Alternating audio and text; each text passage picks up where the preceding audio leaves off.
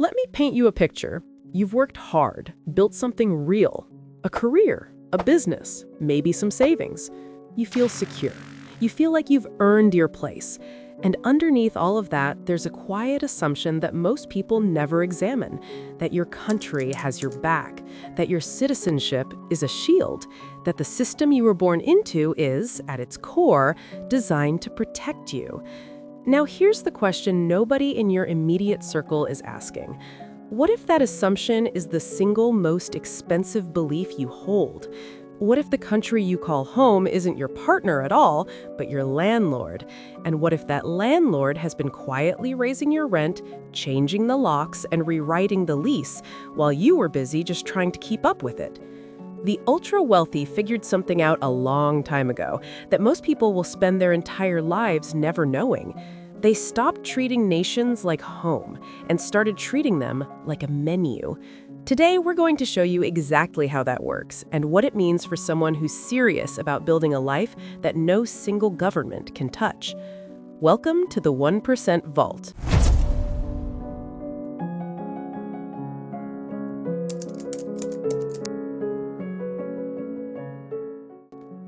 Here's something most people feel but can't quite name.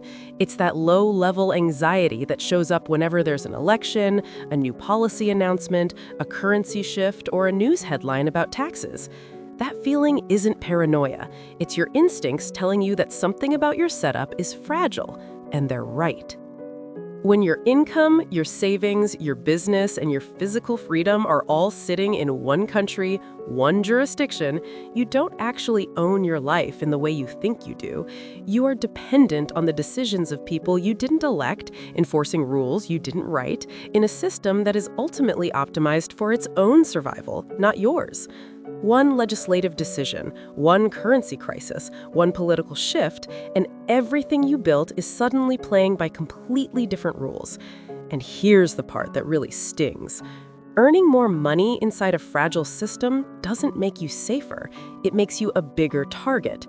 The solution isn't to work harder inside the system you're in, it's to rethink the system entirely. And that starts with one concept most people have never heard of.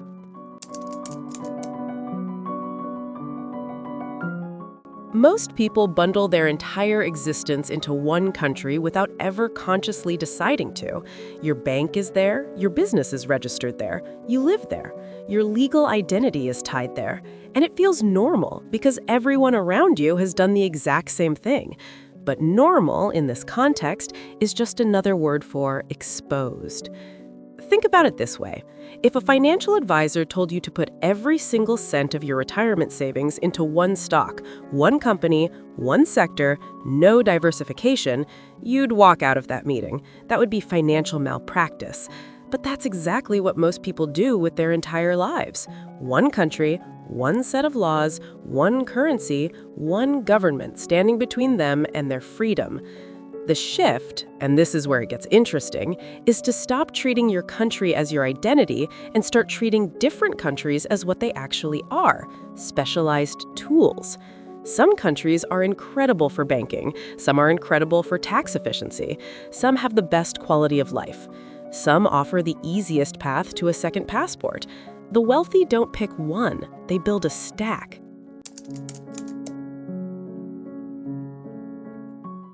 Quick side quest, if your first thought was, wait, why is nobody talking about this? Congratulations, you've located the intentionally quiet section of the internet. Hit like and subscribe so the algorithm doesn't forget there's an audience for topics the mainstream politely pretend don't exist. Back to the vault. So what does this actually look like in practice? There are 3 layers to building what I'd call a decentralized life. And when you stack all 3, the way you relate to borders, governments, and risk changes completely. The first layer is your income.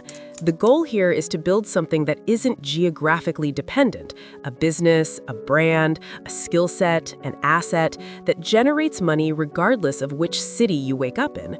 When your income is location independent, no government can hold it hostage simply by making your city or country inhospitable. This is the foundation. Without it, the other 2 layers don't have much to protect. The second layer is your legal identity.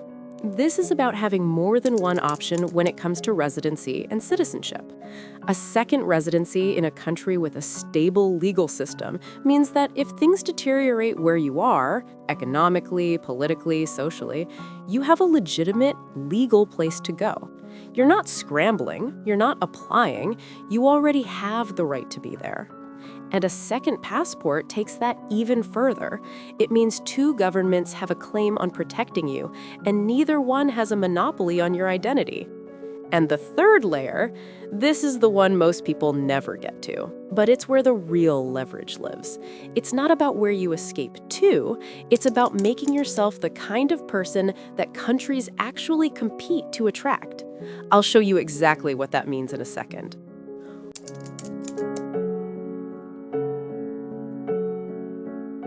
Once those three layers are in place, something fundamental shifts.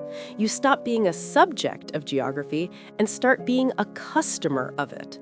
And like any good customer, you start making decisions based on value, not loyalty.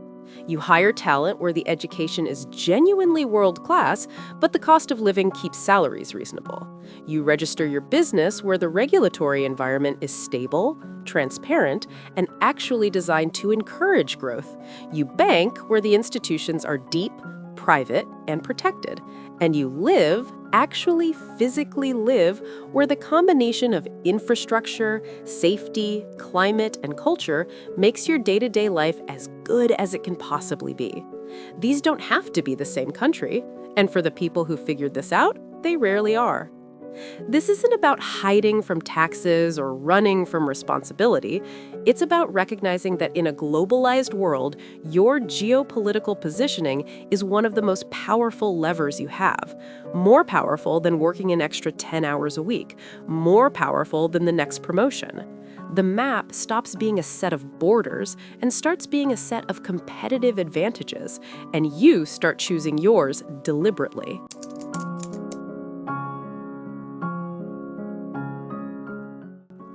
Here's the deepest shift, and this is the one that changes everything. At some point, you have to make a decision about your relationship with freedom. Most people are waiting for permission to be free, waiting for the right political leader, the right economic conditions, the right moment when the system finally starts working in their favor. And that wait, for most people, lasts a lifetime. When you build multiple exits, multiple residencies, a location-free income, and a legal presence in more than one jurisdiction, the things that terrify the average person become information, not threats. Inflation spikes somewhere? You reallocate. Political climate shifts? You have somewhere legitimate to go. Currency loses value? Your assets aren't all sitting in that currency. Every crisis that keeps someone else up at night becomes for you a signal to reposition, not to panic, to move. You are no longer a passenger on a ship that might sink. You are the captain of a fleet. And the final piece of this, the thing that ties it all together, is the most important reframe in this entire video.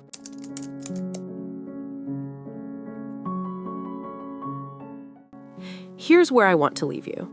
Everything we've talked about today, the three layers, the unbundling, the geopolitical positioning, it all points to one conclusion that most people spend their entire lives never reaching.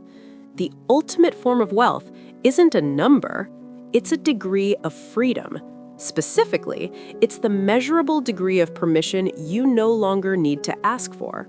When you have multiple exits, a decentralized income, and a legal identity that isn't hostage to one government, you have built something that money alone cannot buy. You've built a life that no single entity has the power to cancel. Not a policy change, not an election, not a currency crisis, not a government that decides one Tuesday morning that people like you should contribute a little more. None of it can touch the foundation you've built because the foundation isn't in one place. The 1% aren't just richer, they're structurally freer. And now you know what that structure looks like.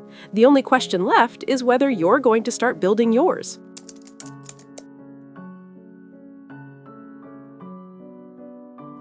If this shifted something for you, Leave a like. It takes 2 seconds and it puts this in front of someone who needs to hear it. And if you want to keep going deeper on this kind of thinking, subscribe. This is what we do every week at the 1% Vault. I'll see you in the next one.